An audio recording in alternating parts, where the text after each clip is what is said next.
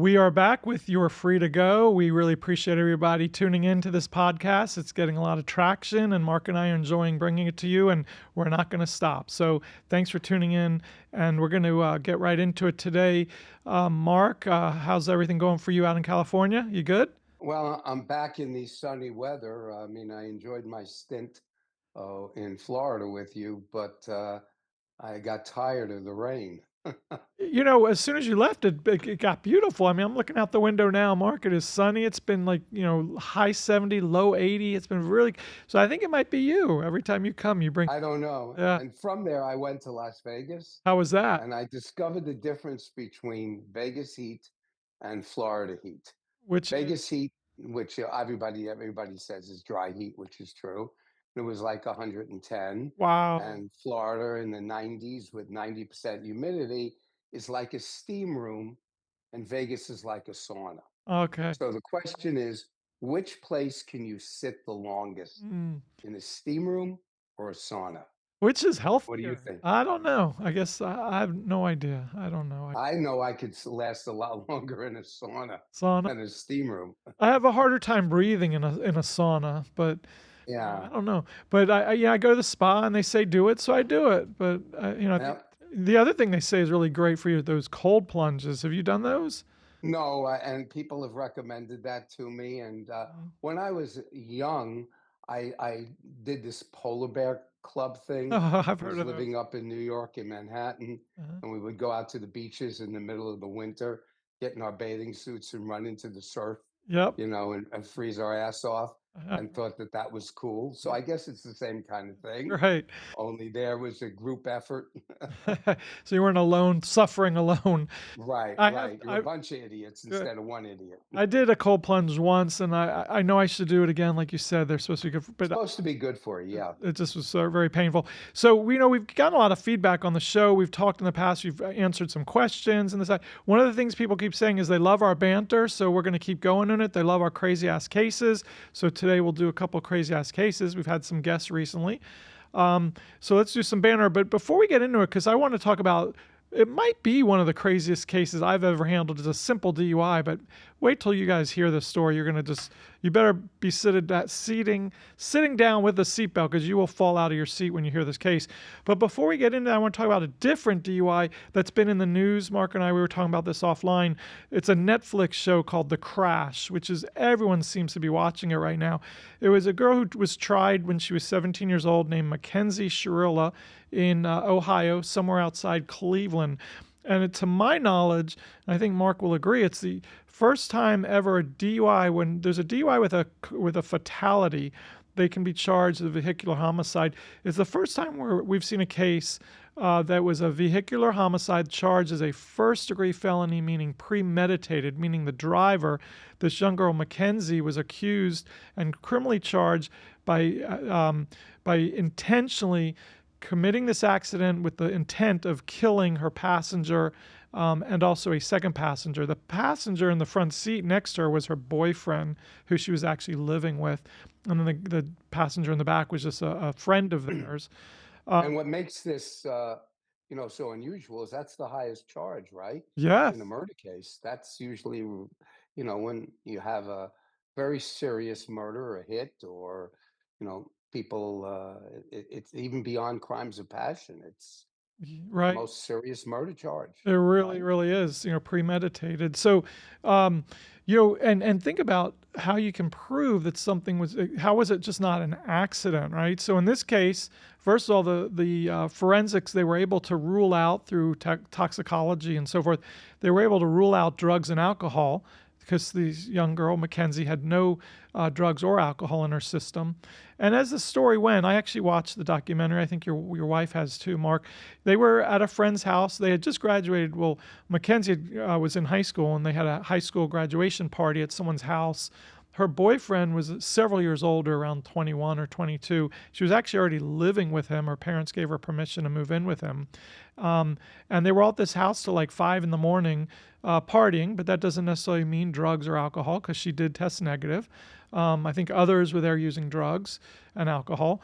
And they got up to leave at like 5 in the morning, and She was, like I said, driving her boyfriend, who she lived with, in the passenger seat and a mutual friend in the back seat. And the evidence showed that she took this street and she went full speed, that the throttle, the gas pedal was all the way down, that there was never any intention or any effort to push on the brake. There was no indication whatsoever that she hit the brake, and that she basically just drove straight into a brick wall. And her boyfriend and the passenger died. Mackenzie suffered very, very serious injuries, which she miraculously fully recovered from. It was very controversial in her community. A lot of people support Mackenzie. There was a massive social media drive for her called Free Kenzie. And it really became viral, and people were supporting her. And then there were a lot of people who said, no, she did this intentionally. There was evidence Was of there a motive? well, there was evidence of text messaging and some fights that she and her boyfriend had had. And, the documentary, we've talked about this, Mark, documentaries are usually one-sided. They're not always.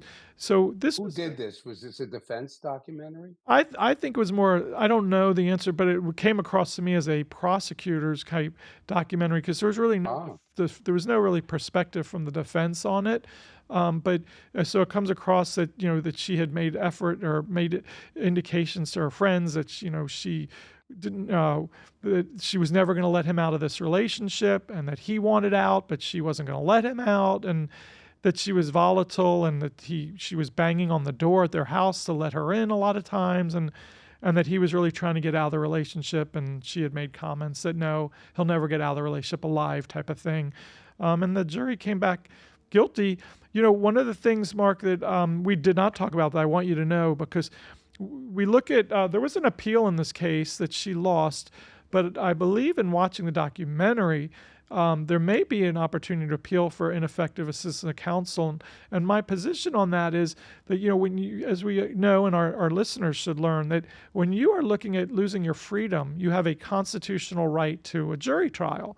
And for some reason, in this case, her attorney, Mackenzie's attorney, waived the jury trial and had what we call a judge trial or a bench trial.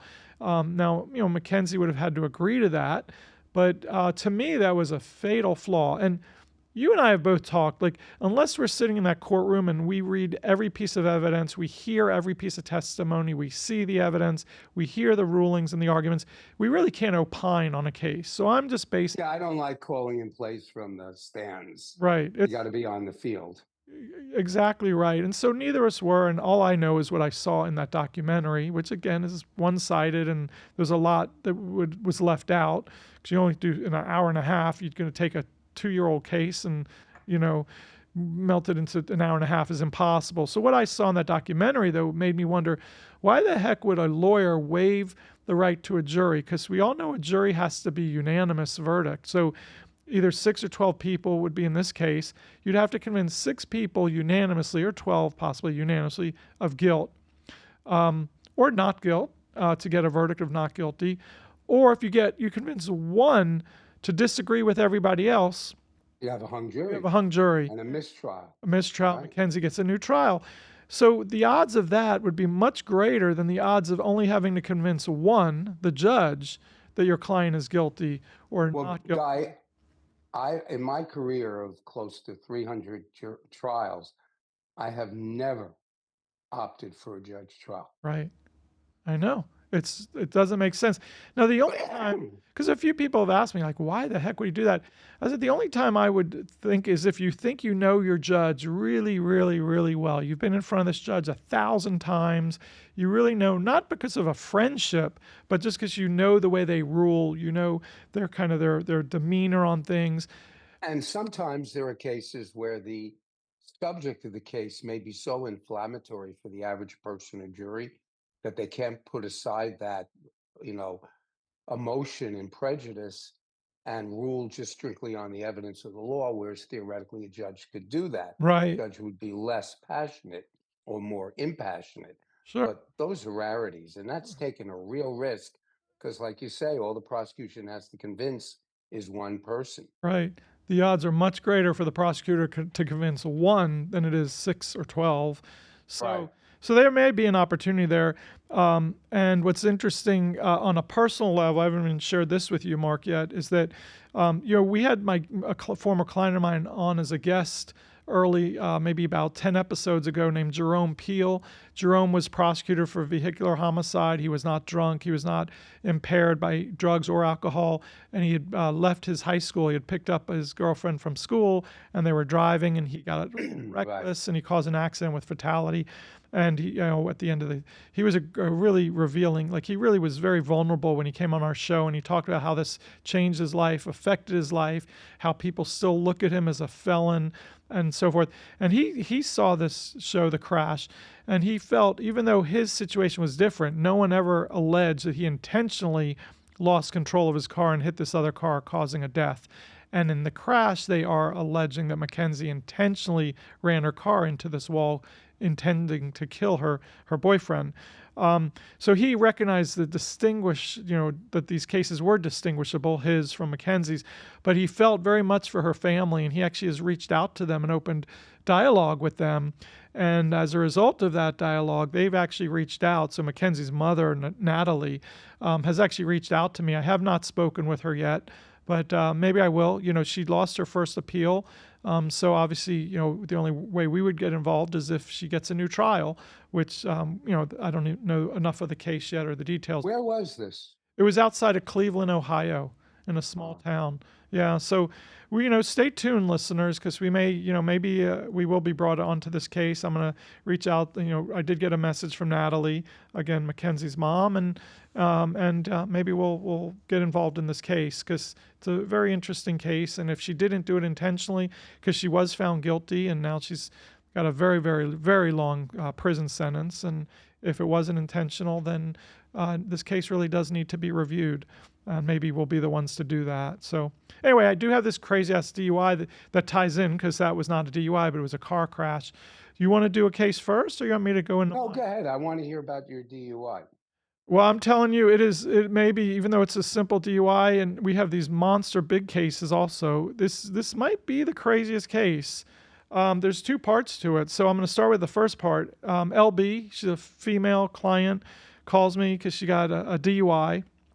And she was basically, LB was pulled over for erratic driving. The officer witnessed erratic driving, and he pulled her over, thinking maybe it could be a medical issue, maybe it's a DUI. He doesn't know at that point. He gets her out of the car, and when he's at the car, he notices that she has a dent and what they call paint transference, which he said was fresh. So that means that not only a dent, we all know what that is. It means she had a collision with something. And it wasn't a big dent, by the way, like the size of maybe a plate that you would eat off of, a dinner plate, and some paint on there. And when the officers will often say fresh, meaning it's not cracking yet, so it's got to be within probably a month since the little accident, fender bender, and so forth might have happened. So he pulls her over, driving erratic, sees this dent. He gets her out of the car, of course, and we did a DUI episode, Mark, you remember, and I talked about what I call the triple threat in defending a DUI if you get pulled over. And that triple threat is you refuse the breath test, you refuse the field sobriety test, and you refuse the Q&A, the question and answers. So this LB, that's what she did. She did the triple threat from the defense perspective. She refused the breath test and the field sobriety. They're actually called tasks. They're not technically tests. They're tasks. And she refused the interrogation or the Q&A. And she didn't refuse those because she had been told. Some people refuse them because they've been told in advance, hey, if you ever get a DUI, don't do that. Or on the scene, they just decide, hey, it doesn't seem like it would be good to do that because you're really giving evidence against yourself. She refused it because she does not trust police. She does not trust the system. So that's why she refused those three things. And I'll kind of get into that more in a few minutes. But I also want to point out, well, if she's refusing breath, why don't they take her blood? So in almost every state in the country, the police cannot force the taking of blood or compulsorily take blood unless there's an accident with serious bodily injury or fatality. Now, the serious bodily injury could actually be to you. So let's say you're driving alone, you hit a tree, you're bleeding, and you've got a big gash, you need medical care. That could be serious bodily injury, and they can draw blood from you, even though you're the one that injured yourself. So they couldn't draw her blood. And also, I want to point out to our listeners, very important, that historically, if you were legally allowed to refuse a breath test, um, and again, they can't take the blood unless there's serious bodily injury or fatality. Um, but recently, almost every state has changed the law so that you can no longer refuse. You used to be able to refuse once, and it's not a criminal offense, and then a second refusal became a criminal offense. Now, in almost every state, your first refusal is the lowest misdemeanor. So it's like a second-degree misdemeanor, punishable by a maximum of 60 days in jail. So a refusal now is a criminal offense, even if it's your first.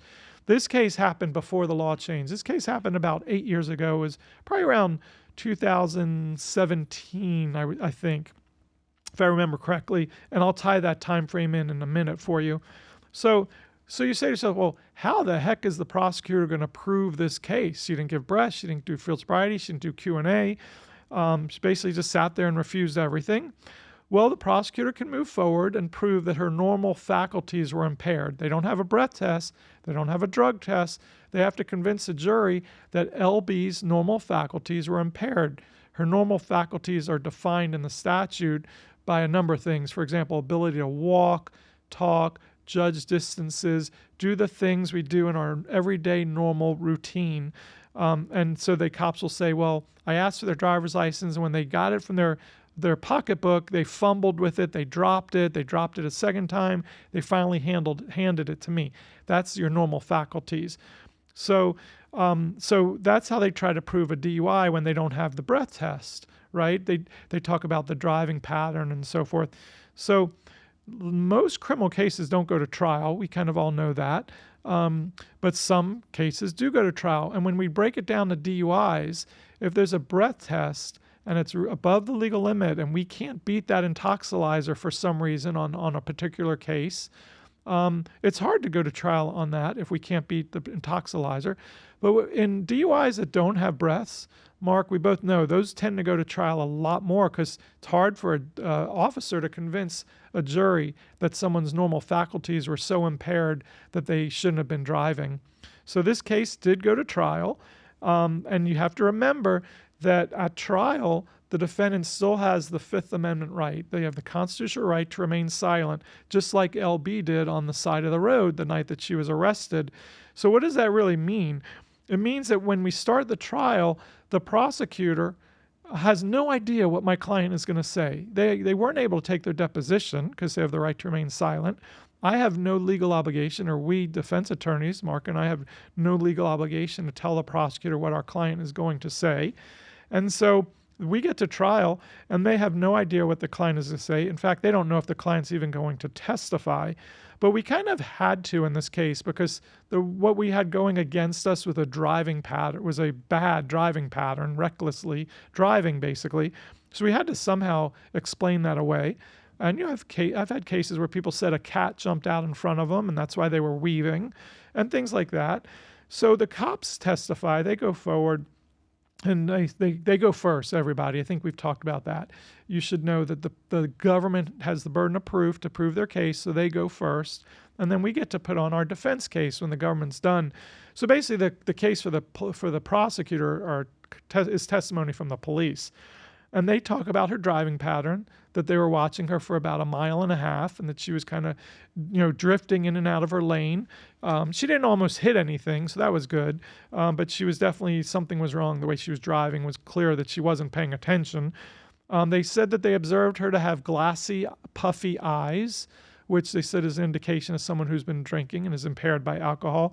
And they also pointed out that her balance was off. When they asked her to get out of the car, she had to lean against the car with her hand to catch her from her balance. And then even when they had her on the road and they were giving her instructions that she was refusing and chose not to talk, that her balance was off there as well.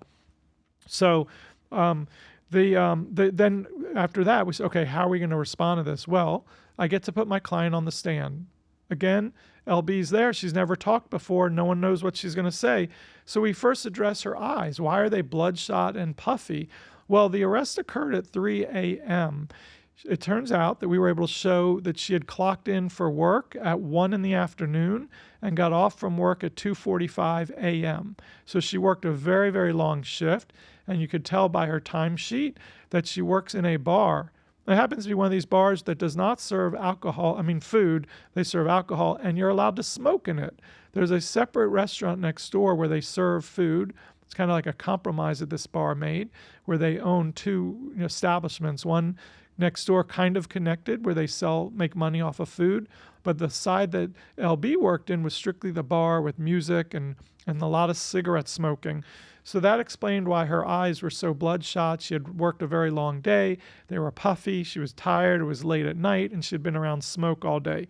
So we really basically resolved that issue, why her eyes are bloodshot. So then the balance issue, well, we were able to show through medical records, and actually I had my client get up from the witness box and stand, take off her shoes, and we were able to show that my client, believe it or not, has one leg that's 2 inches shorter than her other leg, literally 2 inches shorter. And what happened is she usually, when she's out in public and when she's working, she wears special shoes to level herself out. But after being in shoes all day, she was tired, and this is her routine. A lot of people go to work with sneakers on, and when they walk to work, drive to work, and when they get to the office, they'll change into their dress shoes for work. Well, when she got out of her job at the bar, she did change and put on these flats. So the issue was very easy to prove that the reason she got out of her car and had to touch the car to not lose balance, and standing talking to him had to be a little bit off balance, is because she had a leg. Now 2 inches is pretty significant when you think about it. So that's how we addressed the balance issue. And again, we were able to show medically and actually measure her leg when she stood in front of the jury. And I could just look at the jury. I could tell that they thought that was pretty significant. And then we had to deal with, well, what the heck was this, dent and the paint transference that was fresh, as the cop said. He kept saying it was fresh, wanting the jury to think it had just happened probably minutes before, an hour before. Well, we're very lucky. The evidence just fell into place here. Was that a couple days before this, that she got arrested for DUI, she had a neighbor moving into her next door. They were townhomes, and the neighbor had moving trucks there and some handymen there.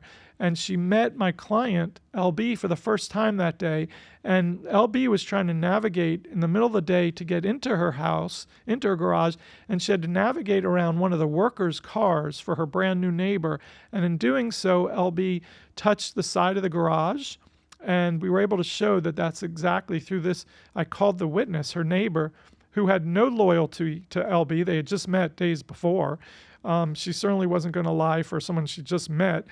And she testified that she was there a couple days earlier in the middle of the day. She came home. She was not impaired by any means whatsoever. And she was driving around this worker's car. Unfortunately, it was a worker that was there for this witness, not for LB. And she hit the car against the wall, and the color of the paint on the car was the same color as the paint on their townhome. So that's how we were able to link up that through a witness, an independent witness who testified and corroborated what LB also testified to. So all is going great. We're trucking through the trial. I'm hitting every point that I need to hit. I'm watching the jury. They're nodding their heads. Like if you're watching YouTube right now, I'm nodding my head. That's exactly what the jury was doing. I was eating it up. I knew they were believing and understanding everything I was saying, realizing how this just doesn't add up to DUI. So there was one final thing. How are we going to defend the driving pattern? She wasn't sleeping at the wheel. We know that because she was driving. So the evidence really fell into place nicely in this case. And here's the most important piece of evidence regarding driving pattern. And moms and dads, if you're out there listening with your kids, you really, really need to cover their ears right now. Cover their ears, because my client, LB, testifies in trial under oath that while she was driving home from work, she was masturbating behind the wheel of her car while driving. Yes, you heard that correct, Mark. She was literally masturbating on her way home from work. She was a single woman. She was, got horny for whatever reason, and she masturbated. Now, normally you'd say, well, who's going to believe this? I mean, jury's going to say, well, that's the most self-serving comment I've ever heard. How are you going to explain that away? No one else in the car to prove it. The cop didn't see her masturbating and so forth. Well, like I said, the evidence in this case really fell into place perfectly because I was able to get driving phone records and tie them up in the exact time for a couple minutes. Actually, it was about 6 minutes before she was pulled over until really when the cop pulled her over, because we could hear on this phone call, we could hear the sirens go off on the phone. I was able to prove with these phone records that my client, LB, was actually on a 1-800 sex talk line. Oh my God. We were literally able to prove, Mark, that she was doing a sex talk on a toll-free number, and it also corroborated her testimony. And the government, of course, they had no idea what she was going to say, and their jaw just dropped to the floor. They were flabbergasted. They had no idea whatsoever how to counter this on cross-examination and so forth. So at the end of the day, the jury believed, every testimony that the defense put on. They disregarded the government's testimony, or they mitigated the significance of it. The case did go to the jury for verdict, and the jury came back on DUI and found my client not guilty. So LB was found not guilty of DUI. Wow. It was serious. Guy, you are now famous for introducing what we will call from now on the masturbation defense. I'm okay with that. I'll take that. I've never heard of that one before. I'll take that on as a badge of honor. But remember, I said there's two parts of this case. So the second part might be as interesting, not as sexually explicit, but so first the sentencing. Well, our listeners should know this. When prosecutors charge a case, they can charge more than one count. So in this case, they did DUI. And with DUIs, it's very often that you'll see a second count, which the prosecutor was smart enough to do here. And the second count was count 2, reckless driving, which is also a criminal offense. It's a smaller misdemeanor, though, but it is a misdemeanor nonetheless. So the jury basically came back, and I kind of gave this one away. There was no way I could really argue it. You're masturbating while driving. That is reckless, So I had a case years ago where the person... Yeah, you're going to either focus on one thing at a time. Right. Right? Yeah. So they came back guilty on the reckless driving, not guilty on the DUI. So it's one of those expressions, you win the argument but lose the war, or whatever that expression is. Well, of course, you would always prefer to be found guilty on a lesser offense. Yes. That's strategy 9 times out of 10. Yep. So we were pleased. We found it a win, a victory. Big win. The problem was, and I know, Mark, you and I are going to talk one day in another episode about what happens to a judge when they get the black robe on, how it goes to their head.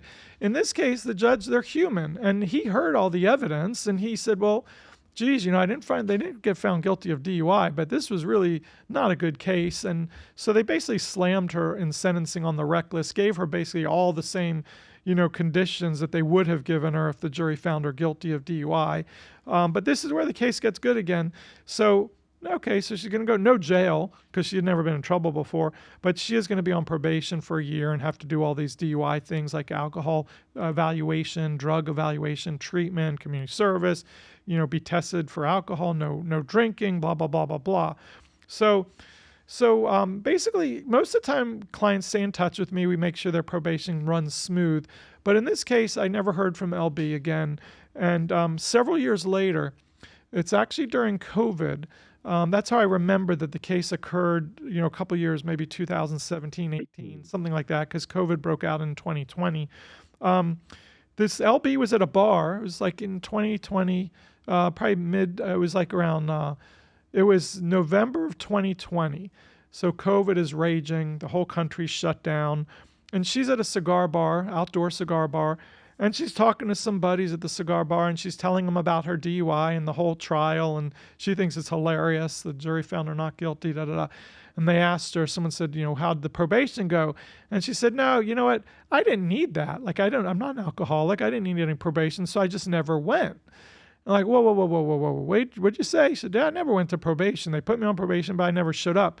So they said, well, you have a you have a warrant. You probably violate probation. You have a warrant for your arrest. You must have a warrant for your arrest. Yeah, several years ago, no one ever came and arrest me. So, well, they must have come. You weren't home, and they gave up. But there's a warrant for you. If you didn't show up for probation, they're like, you know what? We recommend you call this criminal defense lawyer, Guy Fronstin. He's the best. And she laughed. She goes, that's actually who my lawyer is. So that was kind of funny that these random guys at a cigar bar that she's talking to are recommending me. So I get this call from her several years after I thought her case was over. And she tells me what's going on. I look it up in the system. I said, well, those guys were absolutely right. You didn't show up for probation. They issued a warrant for your arrest. It's currently outstanding. You get pulled over for speeding or anything. You get hit. You're in a car accident. Someone hits you. You're the victim of a car accident. Police are taking you to jail. They'll see you have a warrant. So you better come in. Well, Mark, as you recall, at that time, all the hearings were on Zoom. We quickly got back to in person in the criminal courts, but we were very much on Zoom, 100% at the time.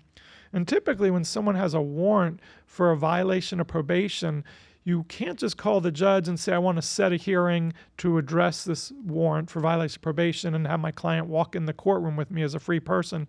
You have to first surrender your client to the jail, and then they get to go to court for their hearing from the jail. Well, because of COVID, they were making exceptions. So this judge allowed me to set a Zoom hearing and have my client with me, LB, and argue to have the warrant withdrawn and allow her to begin her probation. And so what happened is we had a sign on the door to my office, and it said masks are required. Remember, we're talking about November 1st, approximately, of 2020. COVID is raging. We were all scared. We didn't know what COVID really was and so forth. People were dying. So the door said, you cannot come in our office unless you have a mask on. Well, my receptionist, and we're set up in the conference room, I am, with a Zoom for the judge. My receptionist comes in and says, Guy, LB is at the front door. She just knocked. She refuses to come in. I said, what do you mean? She says, well, she thinks COVID is a hoax. She's never getting vaccinated. She's never doing this. She refuses to wear a mask. It's all, a farce. It's not real. It's not real. And she's not coming in. I said, well, then, tell her that's our policy. She has to come in. She refuses to come in. So I go on the Zoom. I say, Judge, Your Honor, my LB is present. She's standing at my front door to my office, but we require masks in the office, and she refuses to put a mask on, so she's waiting right outside the door. The judge says, and this is just where it's really freaking crazy. The judge says, Mr. Fronstin, tell LB, go to the door, tell her that if she doesn't come and get on the Zoom right now, that I am going to send the deputies to go arrest her and take her to the jail, and then they'll bring her to court, and we'll do this in person. He said, and Mr. Fronstin, you can be on Zoom, but she's going to be in my courtroom, and she's going to be in handcuffs. Tell her that right now. So I go, I tell LB, she says, I don't care. I'm not putting on a mask no matter what the judge says. So, well, you realize he's literally going to send the deputies to come get you today. She said, yep, that's fine. So I go back, I tell the judge, well, true to his word, he says, fair enough, the warrant remains in effect. I'm ordering the deputies right now to go get her. And it's important that I mention November 1st to everybody because and by the way, this was also part of, remember I said she doesn't trust, the system. She doesn't trust the government. She's always just doing her own thing. She thinks there's always these conspiracy theories. Happens to be a very, very bright woman, extremely bright. And it's her prerogative. It's her right to have these strong beliefs and opinions, and I respect that. But in this case, it wound up putting her in the slammer. So she gets arrested. It was November 1st, plus or minus a couple days. And believe it or not, the judge left her in jail. Like, we're talking Thanksgiving, right? November. We're talking Christmas, December. We're talking New Year's, New Year's Eve, New Year's Day. And it wasn't until around January 20th when the judge of 2021 now, where the judge finally sets her case for hearing in court. So over principle and over the belief that COVID was a false narrative, LB chose not to wear a mask and wound up sitting in the jail all that time, which, by the way, the worst place in the world to be during COVID was in a jail because those things run rampant in the jail. He eventually brought her to court mid to late January. We had our hearing. She agreed to go back on probation. She did that, and she successfully, completed. I stayed very involved in the case, and so now we know it's around 2021. By the end of that year, she was off probation. We're now in, midway through 2026. I stay in close contact with LB. She's doing great. She's had no other issues. And you know what? In hindsight, she doesn't regret it at all. She had a strong conviction. She held true to it.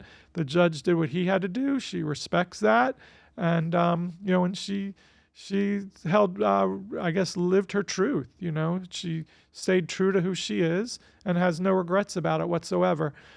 So a little bit of a really crazy ass case, but I have a lifelong, relationship with this LB. She's been a very interesting person to have in my life in many ways. A very smart, interesting woman who I have a lot of respect for. So um, it's certainly not the way I would have handled it. I would have put 2 masks on or 3 masks just to make sure I stayed out of jail. But respect that she chose not to.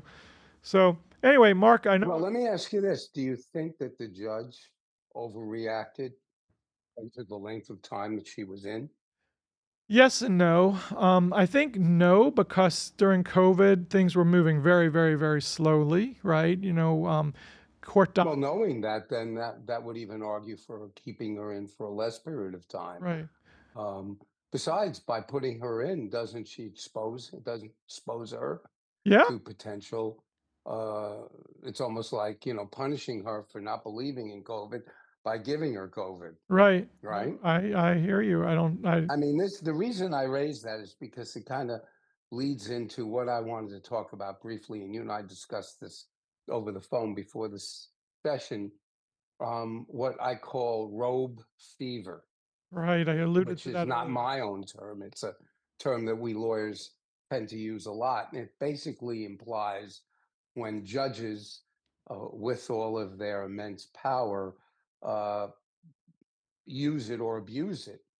Um, and usually that's directed towards us, the lawyers, and quite often it's directed towards our clients and to the litigants, sometimes even witnesses. And look, let's be frank. Like any other profession, any other type of work, you've got people who are really well suited for the position. We see that all the time with police officers and people who aren't well suited for the position. Um, and it's no different when it comes to the judiciary. And in fact, in many jurisdictions, the way that you get to the judiciary may not necessarily be representative of your true abilities. A lot of places it's elections, and there are political aspects to it as well. Um, Appointments sometimes are part of the political process.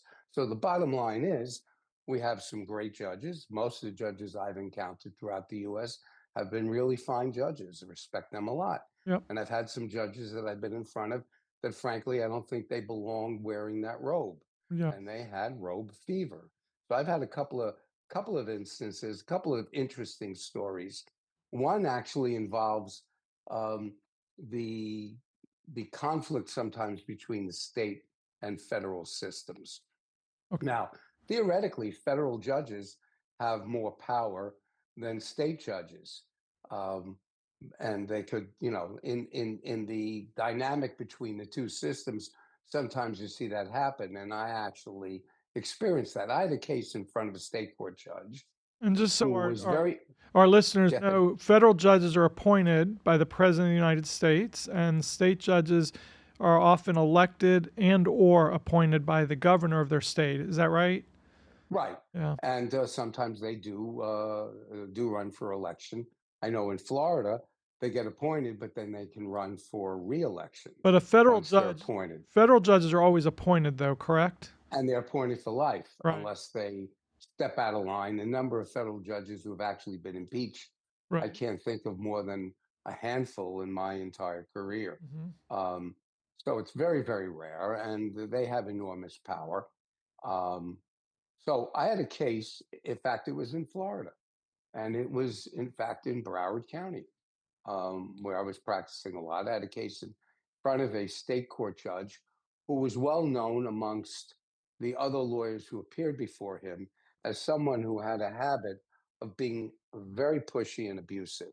And one of the things he did was he rarely granted continuances, and lawyers and their clients often need to continue the case for a whole host of legitimate reasons. And in this particular situation, my reason for asking for continuance was I had a federal judge set me for a specially set trial that involved a whole bunch of other lawyers and a whole bunch of witnesses, was going to take about a month. And so the scheduling of that case was very difficult to achieve. And it was specially set months before the state court judge set our case for trial. Well, you're one of the And so, most talented, brilliant people I know, but even you can't be in two places at once. I think I'm pretty correct about that, right? yeah, I Yeah. mean, I've tried, but Yeah. that doesn't usually work. Yeah. So Good try. what happened is I went in front of the state court judge. I told him that so and so judge, I don't want to mention names, had me specially set in front of him. In fact, I even gave him a copy of the order, Hmm. explained to him the situation, and explained that it involved a whole bunch of other lawyers. And of course, the prosecutor in the state case had no problem with Sure. continuing the case. He joined me in. But the judge was being a real, I'll be honest, I'll be frank, he was an asshole. Uh, And everybody else viewed him as asshole. By the way, later on, he got defeated in an election by not understanding that by pissing off enough people, he would eventually get defeated in an election. I guess But that's he our wouldn't give checks. me. That's our Go checks and ahead. balance. That's the checks and balances. That's It right. worked. Yeah. Thank God. That's right. So what happened is he said to me, I don't care what you have in federal court. I don't care about the scheduling problems in that case. I don't even care about the fact that it was set before my case. This is my case. I want to move forward with it. You're going to be in court on Monday morning at 9 a.m., and I expect to see you there. Well, Monday morning at 9 a.m., I was already in the middle of my second week of the federal case, Oh the boy. federal trial. Wow. So all of a sudden, uh, I walk outside the courtroom and I see a sheriff's deputy standing there. Oh no. And the sheriff's deputy, I wondered, was he maybe a witness in this federal case? I knew of all the witnesses the government had. I didn't know they had somebody from the Broward County Sheriff's Department as a witness. So I went up to him, and I think he was a fellow I had met before, a nice guy. I went up to him. I said, "Oh, are you here in this case?" He said, "Well, actually, I'm here for you." I said, "What do you mean?" He says, "The judge has ordered me to take you in custody and bring you to court." Holy cow. Wow. And I said, Oh, I said, "Oh, what? Are you kidding me? I'm in trial here in federal court. How can I be in two places at one time?" right. Says, "I know, but this judge was really adamant about it. And I've got to take you. I'm sorry. I'm not going to put you in handcuffs, but you're going to have to accompany." I said, "Well, would you do me a favor? Can we both go in the courtroom?" So we went in the courtroom. The judge hadn't taken, this was during a break. Judge hadn't taken taken the bench yet. But I went up to the courtroom deputy. I said, "Could you get the judge out here, please?" Judge came out. And we stood in front of the judge and explained exactly what happened. And the judge looked at the deputy and he said, "Well, you tell Judge so and so that if he doesn't release Mr. Nurick from this particular problem, Right. I'm going to send some marshals over there and I'm going to bring him personally into my court." Absolutely. Yeah. And that to me was Yeah. the sign of the power of the federal judiciary. And the argument always is when a state court judge can't get you released from a federal incarceration, Yeah. but a federal judge can get you released from a state court incarceration, usually, most of the Right. time. So it was a very interesting experience. And of course, the PS of it is um, that judge ultimately got switched out of the division, the state court judge. Yeah. I was in front of another judge who was a wonderful judge, Yeah. who also happened to be a former student of mine in law school. Oh, perfect. Worked out perfect. So it went It, from being horrific. yeah. He was fair, he wasn't preferential, but he treated me with the respect that we lawyers expect from Right. judges. And I imagine before you knew that judge was being transferred out, you were probably considering a motion to recuse him because he. Oh, without a doubt, Right. without a doubt. I mean, and uh, there was no question that he was out of line, and I've seen it before. I had another case years later where I actually signed up for a program that would have allowed me, and I got this through my teaching in law school, would have allowed me to spend a couple of months in London trying cases in Old Bailey in the Oh, criminal court there what a great under the experience. tutelage of a barrister. In England, they have a dual system. Solicitors are the lawyers, barristers are lawyers who are admitted, qualified to actually argue cases in court. We don't have that here. Any lawyer can go into court Right. as long as they're admitted to the court. But anyway, I was supposed to go there. I was in the process of trying to rent my flat. I had already purchased the wig. Oh And my of God. course, I had to have the You most expensive you wig. still have I had to it? have the best wig. I want to see I that know. one day. I don't know what Our, happened our to it. viewers want to see it, Mark. Next time I you would got it. love to have it on. Okay. I always dreamed of doing that. And Yeah. anyway, and I had another judge, this time a federal judge in a different jurisdiction, refused to give me a continuance, even though this was a dream of a lifetime. And Yeah. I asked the prosecutor after we left the courtroom, and by the way, I tried two more times with that judge to convince him, and it still didn't happen. And I asked the prosecutor, why is this judge treating me this way? He said he's not treating you differently than he's treating anybody else. He's on a power trip. You're right. And that's the problem. I mean, we give, like police officers who we give the power to arrest and even shoot us, Sure. we give the power to the judges to affect our lives in profound ways. It's an enormous responsibility that they undertake, Mm. that we vest upon them. And they've got to do it properly. And the main thing for us lawyers in trying cases is being treated with dignity and respect. Yes. Yes. So that's And we treat the court with the same way in return. right. And I've had clients I had one client who was so offended by the way the judge was acting in the courtroom that when the judge actually addressed him, he almost got held in contempt twice. Instead of saying Your Honor, he said Your Majesty. Hey, little dig there. Little dig. That's right. I had one, you mentioned this topic to me a little earlier, and I know as I think more about it, I'll have a bunch of stories, but the one that comes to me immediately, when you mentioned it, it was so shocking that that's why it comes to my mind. There was a gentleman who was a prosecutor for, I think, 30 years, the most respected guy, really calm, cool, collected, ethical, honorable, easy, like a serious prosecutor, but so, trustworthy. Like he always professional, never questioned it whatsoever, no ego, just did his job. Um, and he became a federal judge. And about 6 weeks into being a federal judge, he gets pulled over on the turnpike for speeding. And he went off on the cop, on the trooper, and basically, I'm the federal judge, I'm the former prosecutor, you know who I am, you know my reputation, you have a lot of nerve. The officer was like, "Look, you're going 100 miles an hour. I don't care who you are. I'm giving you this ticket." And it was just unbelievable what went to this guy. Was never like this until he got the robe, and it was only a few weeks earlier that he got the robe. And we had actually seen it the first couple times in front of him. We started to say, "Boy, all of a sudden he's got this ego that we've never seen in the 30 years that he's been practicing law."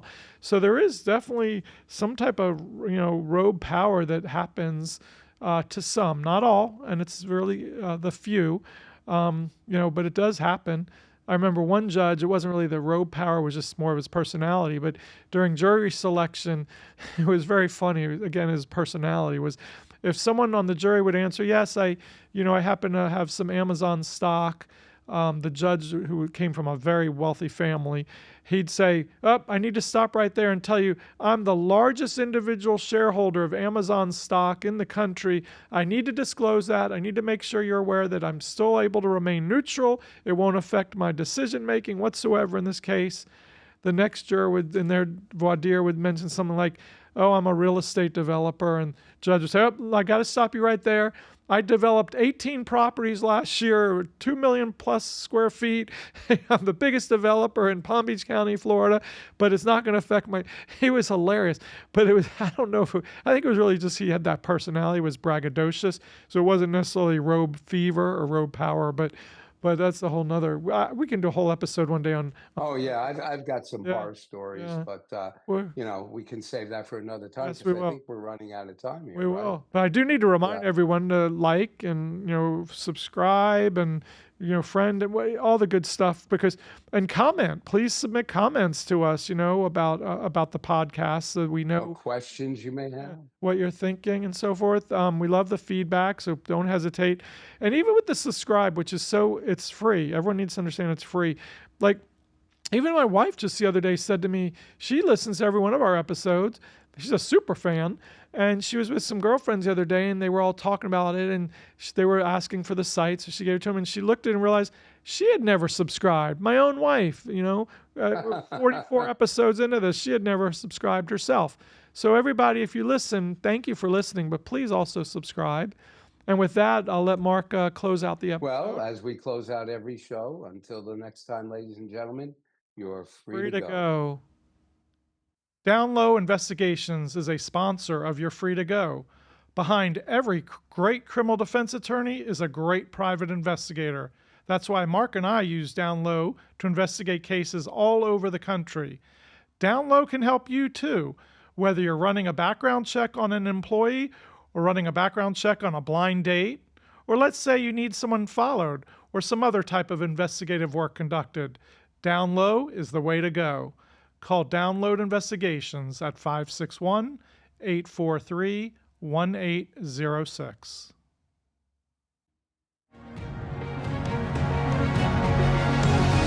Everything expressed and discussed in this episode are the opinions and experiences of attorneys Guy Fronstin and Mark Nurick and their guests. All ethical rules are complied with. Attorney-client privilege and confidential information is not shared or released during these episodes, and names, dates, locations, and other identifying information may be changed to protect confidentiality. Topics are embellished, and none of the statements made constitute legal advice and should not be considered or relied on as such.